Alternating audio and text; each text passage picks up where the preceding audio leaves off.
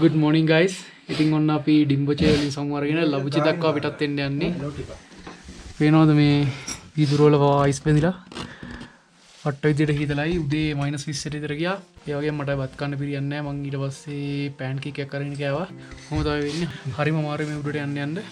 අපි දැන් පිටත් වෙන්න යන්නේ ලබුචි දක්වා. එහෙනම් යන ගමන් ඉතින් ඔන්න විදියට අපි මේ සුන්දර ඩිම්බොචේ ගම්මානින් සමවරගෙන ලබුචි ගම්මානය දක්වා ගමන් ආරම්භ කළා. ගමනේ මුල් ටිකේ මෙන්න මේ වගේ ලස්සන තැනිතලාවක් මැදින් තමයි ගමන වැටලා තිබුණේ. මේ තැනිතලාව වටේම තිබුණේ දැවැන්ත හිම කඳු.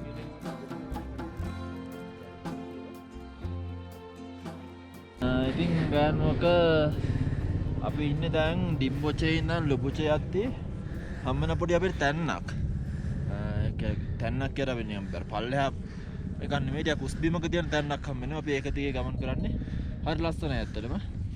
මේ පැත්ත ගත්තට පස්සේ අපිට අපි අර හිනා කිව්වත් නමචිත පැත්තේ නම් එද්දි අපිට හම්බෙච්ච තම්සෙර්කු පේනවා හොඳට අපිට. ඊට පස්සේ කන්තේ එක පේනවා. ඊට පස්සේ මෙහෙම එද්දි අමාඩබ්ලම් පේනවා. හැබැයි අමාඩබ්ලම් වෙනස් view එකක් තියෙන්නේ. අර අපි අර හැමදාම දකින හොම view එකට වඩා මේ පැත්තෙන් බලන වෙනස් view එකක්. මෙහි එවරස් පැත්ත සම්පූර්ණයෙන්ම මෙන්න මේ කළු පර්වතයේ වහගෙන තියෙන්නේ. මේ පැත්තට හැරුණාට පස්සේ අපිට පේනවා ලොබුචි පීක් එක. ඔය ලොබුචි පීක් එකේ පල්ලෙහා පොඩ්ඩක් දකුණට එන්න තමයි ලොබුචි තියෙන්නේ. මෙහෙන් ටොබුචි තියෙනවා. ටොබුචි පල්ලෙහා බැලුවට පස්සේ පේන පොඩි ගංගාවක් ගලා යනවා. මෙයා තමයි පල්ලෙහා යන සද්ද දාගෙන යන්නේ. දුක්කුෂි මුල් හරිය මේ. ඒ වගේම මේන ඔය මේ ගල් දාලා වැටවල් හදපු තැන්. ඒ තමයි මේ පෙරිචි පල්ලෙහා වෙන පෙරිචි ගම. පෙරිචි ගමේ අය ගොඩක් කරන්නේ මේ යක්ලා ඇති කරන එක නැත්නම් අර යක්ලාගේත් එක්ක අර මික්ස් වෙච්ච තව හරක් జాතියක් ඉන්නවා. එයාලා ඇති කරන එක ඒ කට්ටියගේ ගොවි පළවල් වගේ තමයි තියෙන්නේ. දැන් මේ දවල් වෙද්දි බලන්න නම් ඔයාලට මේ නිදහසේ උන් ඇරලා ඉන්නේ ඔය. ඔය තැන්නේ හැමතැනම උන් තන කරවකා ඉන්නවා. රාය වෙද්දි ආලව අර කොටු ඇතුළට දාලා ගාල් කරනවා. ඉතින් ලස්සන පරිසරයක්.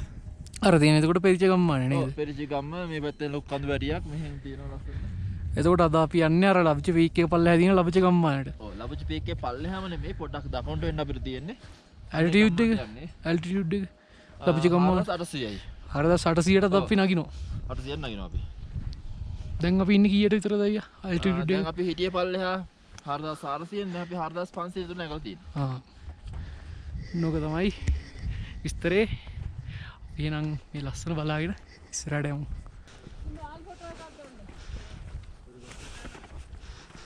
ගයිස් ඔයාලට පේනවද මේ වතුර පාර අයිස් වෙලා තියෙන්නේ?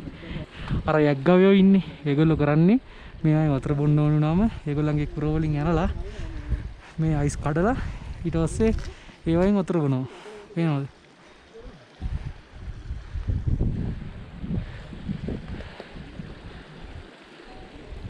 ෂෝපා එකද ඩයල් එක? ඔය ගිහලා මේව දැන් කරලා තියෙන එක. ඔහොම මෙතන පොඩ ඇවිත් ඔහොම. අපිනත් ඇවිත් ඒ කැටන නතර ටික. ඒක කැටන පස්සේ එතන අතල බොන්න ගත්තා. අද ඊයේකින් නම් මේවා ජීවත් වෙන්නේ. ඔව්. දන්නවා ගේම ගහන්න ඕනි ඉතින්.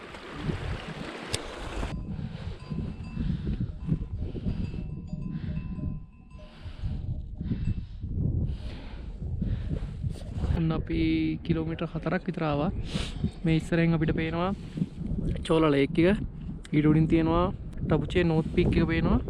ඒත් එක්කම අර හරින් තියෙනවා තුක්ලා ගම්මානේ. එතනින් තමයි අපි අපේ දවල් කෑම ගන්න යන්නේ. ඉතින් අපි යන් ඉස්සරහට එනවා. so tired.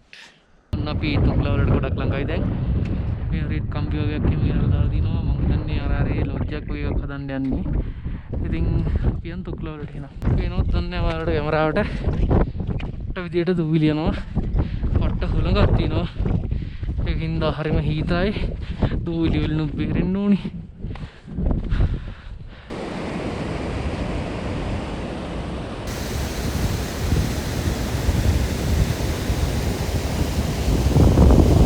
ගයිස් ඔන්න අපි තුක්ලා වලට ආවා. තුක්ලා තියෙන්නේ මීටර 4620ක් උඩින්. මෙතන ඉඳන් ලබුචේ අද අපි යන ලබුචේට කිලෝමීටර් 3යි දුර තියෙන්නේ.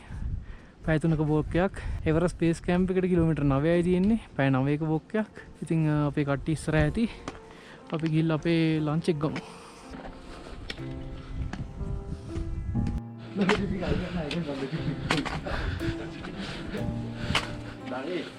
ඉතින් අපි තුක්ලාවලින් දවල් කෑම ගත්තේ මෙන්න මේ රෙස්ටරන්ට් එකකින්. මීට කලින් එවරස් බේස් කැම්ප් තරණය කරපු ශ්‍රී ලංකාවේ කණ්ඩායමක් මෙන්න මේ විදිහට ශ්‍රී ලංකා කොඩිය මේ රෙස්ටරන්ට් එකේ සමරුවක් විදිහට තියලා ගිහින් තිබ්බා.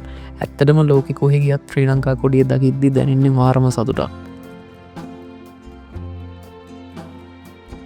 ඉතින් කොහොමරි දවල් කෑම් විදිහට තිබ්බේ පානුයි ඔම්ලටුයි. මට මේ පාන් කෑල්ලක්වත් කාගන්න බැරි වුණා. එච්චරටම මම දුර්වල වෙලා හිටියේ. ඉතින් මේ ඇල්ටිටියුඩ් එකේදී බොන වතුරවල පවා නොදන්නා විස බීජ තියෙන්න පුළුවන්. ඒ නිසා මේ විදිහට වතුර පිරිසිදු කරන පෙත්තක් වතුර බෝතලයට දාලා බොන්න කලින් වතුර පිරිසිදු කරන් ඉන්න ඕනි. ගයිස් ඉතින් ඔන්න අපි කාලා බීලා තුක්ලා වලින් පිටත් වෙන්න යන්නේ. අයියේ නැද්ද? තුක්ලා වලින් පිටත් වෙන්න යන්නේ. ඉතින් මෙන්න මෙහෙම තමයි තුක්ලා ගම්මානේ තියෙන්නේ. අපි යන්න රූට් එකේ ඇවිල්ලා මේ හරියෙන් පාලම ක්‍රොස් කරලා තුක්ලා වලින් දවල් කෑම කාලා දැන් උඩට යනවා ඉන්නේ. අපි යන්න ඕනේ පාර අන්න අර ලොකු නැක්මක් තියනවා දැන්. හරිම වහන්සි.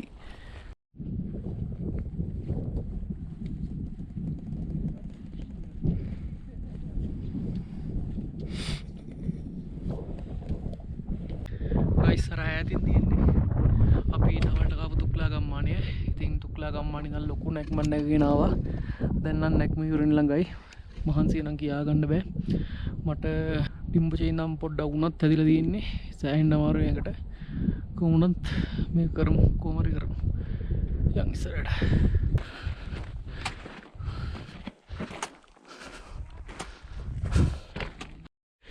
ගයිස් ඔන්න අපි අන්තිමේදී තුක්ලා ගැප් එක නැගලා තුක්ලා පාස් එක ළඟට ආවා.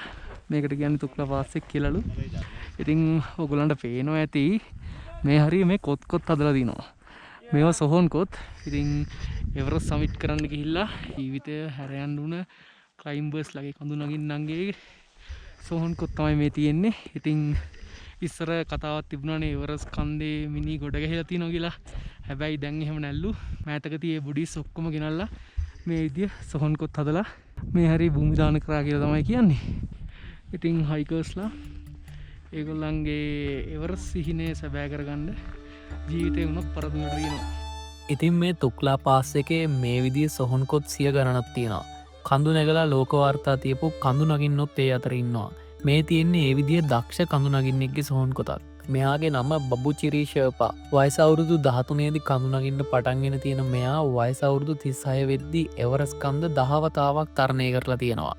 ඒ වගේම 1995 දී සති දෙකක් තුළ එවරස් දෙවතාවත් තරණය කිරීම, 1999 දී බාහිර ඔක්සිජන් නොමැතිව එවරස් මුදුන මත පැය 21ක් ගත කිරීම, 2000 වර්ෂයේදී පැය 16යි මිනිත්තු 56කින් එවරස් තරණය කොට වේගවත්ම එවරස් තරණයේ වාර්තාව තැබීම වගේ ලෝක වාර්තා කිහිපයකටත් මෙයා හිමිකම් කියනවා.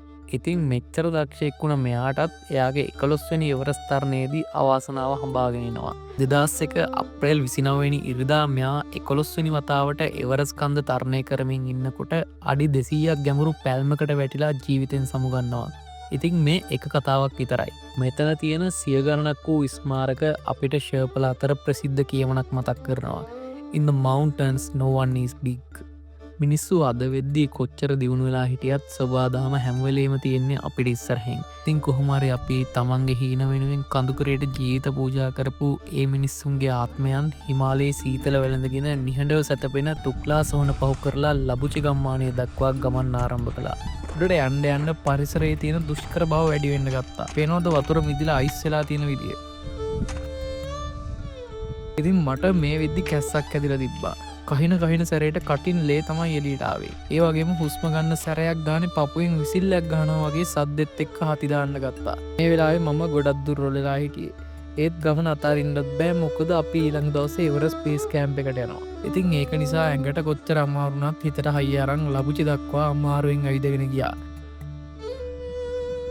අන්තිමේදී ලබුචි ගම්මානය දකිද්දි මාරම සතුටක් දැනුණා. මේ ලබුචි ගම්මානය පිහිටලා තියෙන්නේ මීටර් 5030ක් උසින්. එවරස් බේස් කෑම්ප් එක තියෙන්නේ මීටර් 5364ක් උසින්. ඒ කියන්නේ අපිට ලබුචි ඉඳන් තව මීටර් 330ක ඇල්ටිටියුඩ් ගේන් එකක් විතරයි තියෙන්නේ එවරස් බේස් කෑම්ප් එකට යන්න. තවත් පැය 6ක වෝක් එකකින් හෙට දවසේදී අපිට එවරස් බේස් කෑම්ප් එකට ළඟා වෙන්න පුළුවන් වෙනවා. අපි අපේ හීනෙට මේ වෙද්දි ගොඩක් ලඟ වෙලා හිටියේ. ඉතින් මේ තියෙන්නේ එදා දවසට මගේ කැමරාවේ රෙකෝඩ් වුණ අන්තිම ෂොට් එක. ඉතින් අපි හෙට එවරස් බේස් කෑම්ප් යනවා. එහෙනම් අපි ඊළඟ එපිසෝඩ් එකින් ඉක්මනින්ම හම්බෙමු.